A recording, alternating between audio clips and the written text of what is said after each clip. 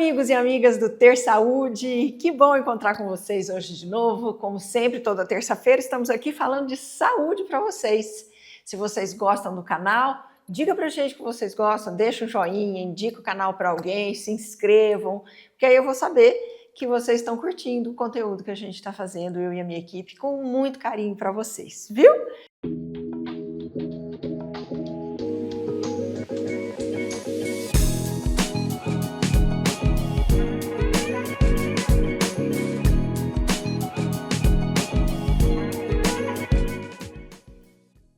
Hoje nós vamos falar sobre hérnia de hiato, que foi um pedido de muita gente que eu falasse sobre hérnia de hiato. O que é hérnia de hiato? É uma hérnia de estômago, tá? Então eu vou dar um exemplo aqui para vocês de uma maneira bem grosseira, que é o seguinte. A gente tem um músculo aqui na barriga que chama diafragma.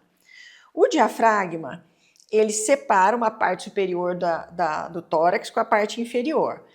Aí vem o esôfago de cima.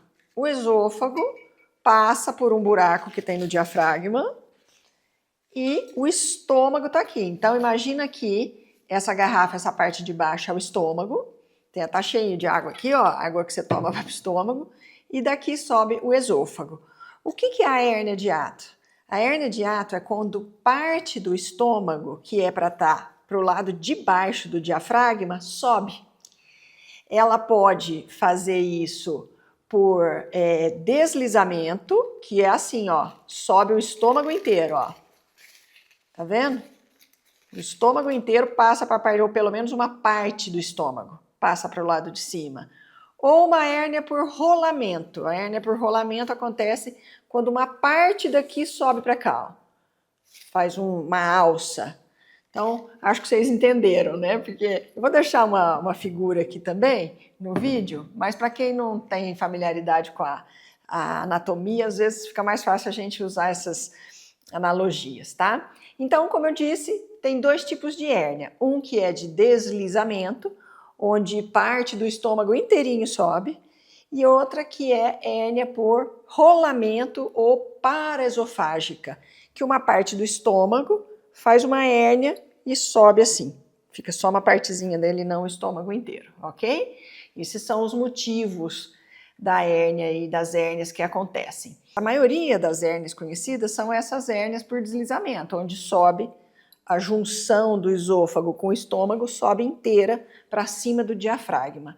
Muitas vezes isso não dá sintoma, tá, gente? É uma hérnia que a estrutura fica meio diferenciada, mas muitas vezes é assintomática.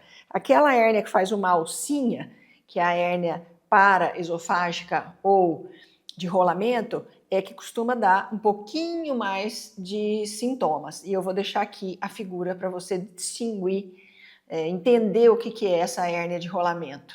Bom, quais são as causas? Uma das causas é o enfraquecimento do diafragma. Vou voltar aqui com a coisa.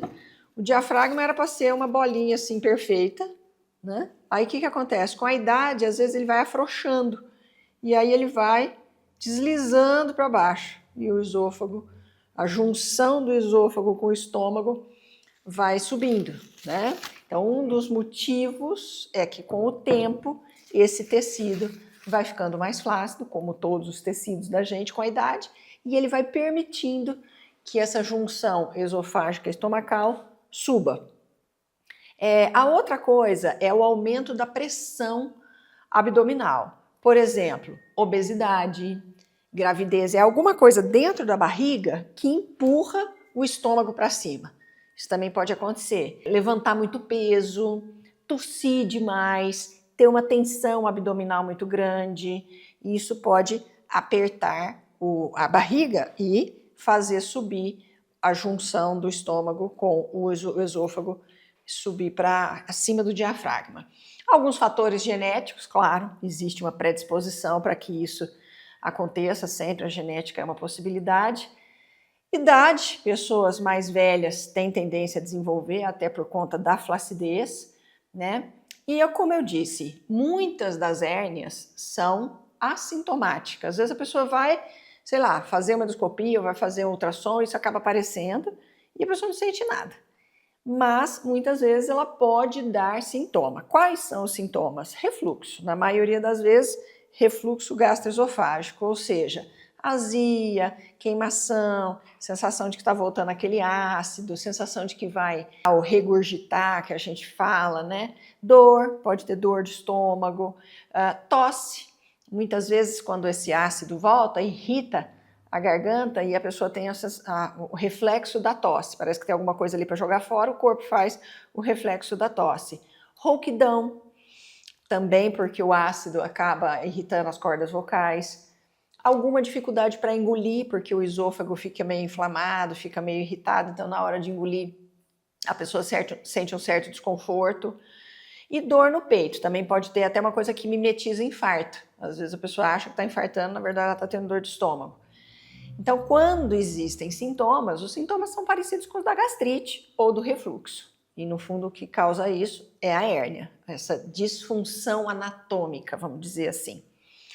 Bom, como é que previne, como é que eu faço para não ter, ou se eu tenho, como é que eu faço para esse negócio não piorar, para não voltar o ácido, para eu não ter essa sensação de azia, de queimação? Vamos lá, se você tiver muito sobrepeso, o ideal é perder peso, porque o sobrepeso ocupa espaço e vai empurrando, vai espremendo o estômago e a tendência dele é subir, piora. Então, tanto que a gente falou que ele é um fator de risco. Evitar alimentos que desencadeiam o refluxo.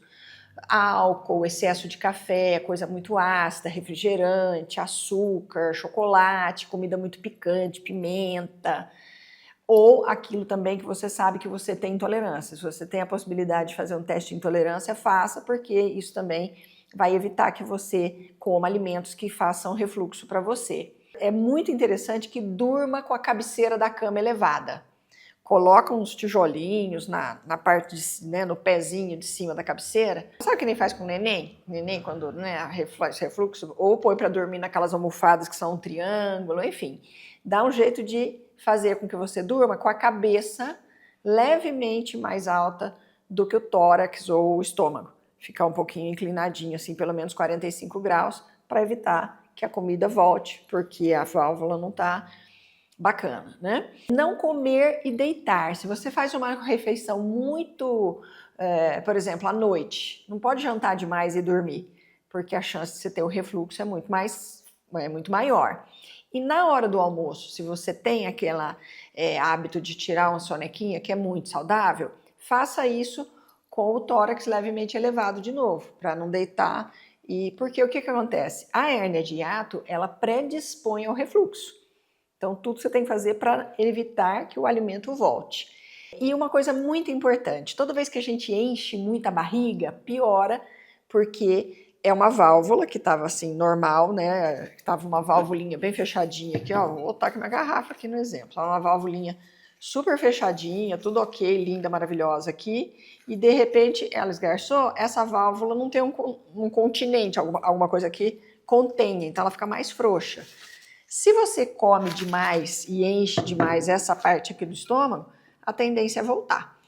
Então, não é para comer demais. Nesse sentido, o que é o ideal fazer? Fracione a sua alimentação. Coma pouco e mais vezes. Em vez de você tomar café da manhã, almoçar e jantar só e comer um monte em cada refeição, toma um café da manhã mais leve, faz um lanchinho da manhã, almoça um pouco mais suave, faz um lanchinho da tarde e janta bem suavemente. Ou seja, pequenas e refeições em maior número, ok? Isso ajuda bastante. Bom, o tratamento, do ponto de vista convencional, ele é feito com antiácidos, que são os que a gente chama de inibidores da bomba de próton, que são omeprazol, esomeprazol, a maioria da lansoprazol, da medicina tradicional, oferece isso. Existem algumas opções naturais. Claro que você vai ter que falar com o seu médico, conversar com ele, trocar uma ideia, fazer todas essas práticas que eu estou ensinando aqui. Mas, por exemplo, espinheira santa é uma planta que ajuda bastante a proteger o estômago, reduzir a inflamação, reduzir a acidez, evitar úlcera. A camomila é um grande digestivo, principalmente quentinho. Ela ajuda também na ação anti-inflamatória, alivia dor, desconforto. Erva doce é muito bacana contra gases, cólicas. A erva doce tem uma ação digestiva. Alecrim é um grande digestivo, você pode tomar na forma de chá, colocar alecrim na comida, porque ela já é um grande digestivo, principalmente de carnes. Colocar alecrim em carne vermelha é uma ótima. Funcho, que é a erva doce, conhecidíssima, né? Quem que não usa funcho para criança quando tem dor de barriga? Ajuda muito na digestão, alivia os gases. E hortelã, que além de ser um grande digestivo, melhora muito o gases. Por quê? Toda alimentação que fermenta, ela distende o estômago. E tudo que distende o estômago piora a hérnia de hiato, tá? Então essas plantas ajudam muito nesse sentido. Enzimas digestivas. Muitos médicos prescrevem enzimas digestivas, isso é muito interessante. Por quê? A enzima digestiva, ela poupa o trabalho do estômago. Mas a gente também precisa tomar cuidado, porque é aquilo sempre que eu falo, toda vez que você dá para o corpo aquilo que ele pode fazer, ele não faz. Então a enzima digestiva não é para tomar em todas as refeições. É para tomar no jantar, que é a refeição que geralmente, naturalmente, a gente tem menos enzimas digestivas. É para tomar enzima digestiva quando você comeu muito, por exemplo. Você come pouquinho, você fracionou a alimentação, você não tem sintoma nenhum. Mas um dia você vai na casa do seu cunhado, da sua cunhada, da sua sogra, e tem lá uma feijoada, uma pizza, uma macarronada à noite. Aí você chega em casa e toma uma enzima digestiva, ou você já leva a enzima digestiva porque você já sabe que você vai sair da sua regra. Ou daquela comidinha mais amena, que é a mais interessante para a hérnia de hiato. Então, sim, a enzima digestiva reduz o desconforto, a enzima digestiva ajuda na digestão, enzimas digestivas ajudam, sim, a hérnia de hiato, devem ser discutidas com o seu médico para você ver quais e de que jeito que você vai tomar, mas eu sempre digo, a enzima digestiva não é para tomar toda hora, em toda refeição, para o seu corpo não parar de fazer ele mesmo as próprias enzimas, ok? E existem na literatura algumas homeopatias descritas como benéficas para as gastrites, para os refluxos, como, por exemplo, Nus vomica, fósforos, calibicromium, Lycopodium clavato, Carbos vegetabilis, Conium maculato. Converse com o médico homeopata, porque a homeopatia também pode ser um ótimo coadjuvante em tudo isso. Você vê que, assim como adoecer é multifatorial, curar também é, né? Você tem que comer mais fracionado. Uma coisa super importante para a hérnia de hiato, gente, mastigar bem. A distensão abdominal piora a hérnia de hiato. Se você come muito rápido e sem mastigar, seu estômago incha. Se você come bem devagar, mastiga, primeiro que você vai mandar o alimento lá já pré-digerido, pelas enzimas da própria boca e pela trituração da mastigação. Então, o trabalho digestório é menor. Segundo, que quem come mais devagar e mastigando mais tende a comer menos, porque o cérebro leva uns 20 minutos para entender que ele está saciado. Então, quem come devagar acaba comendo menos.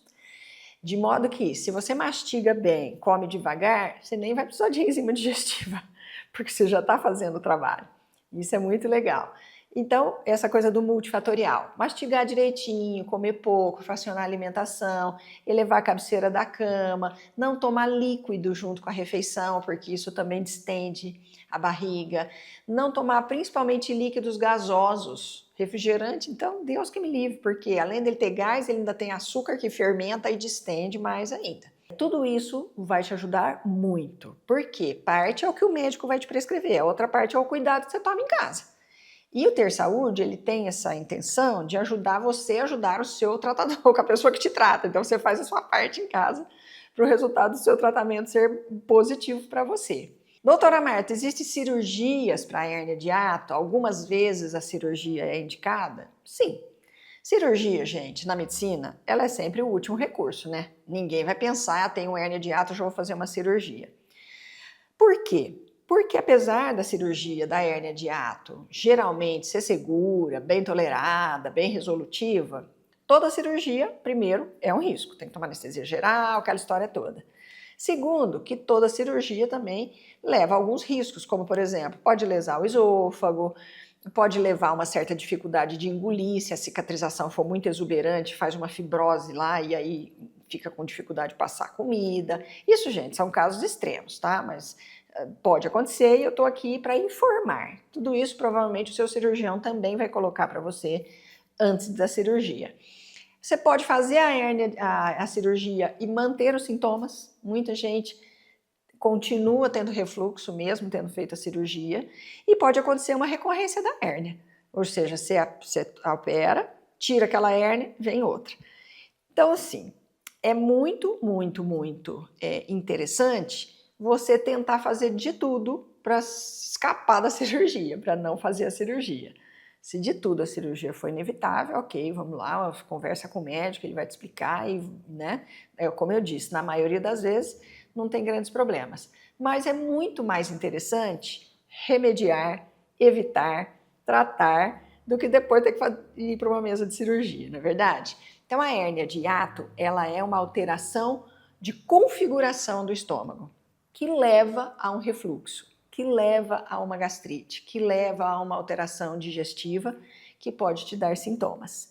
Mas você pode tratar clinicamente esses sintomas e nunca ter que operar uma hérnia de hiato, conviver com isso, torná-la assintomática, como eu disse no começo da aula, tem gente que tem e não sente nada, vai descobrir isso, sei lá, eu quanto tempo depois. Então, dá para viver muito bem, tomando os cuidados para não cutucar o osso de cavara curta, ou seja, para não piorar essa situação estrutural que pode levar a uma gastrite. Você pode viver uma vida normal, sem ter gastrite, sem ter refluxo, sem ter sintoma nenhum, cuidando direitinho. Não é bom? Eu espero que você tenha gostado dessa aula, porque o Ter Saúde está aqui para informar.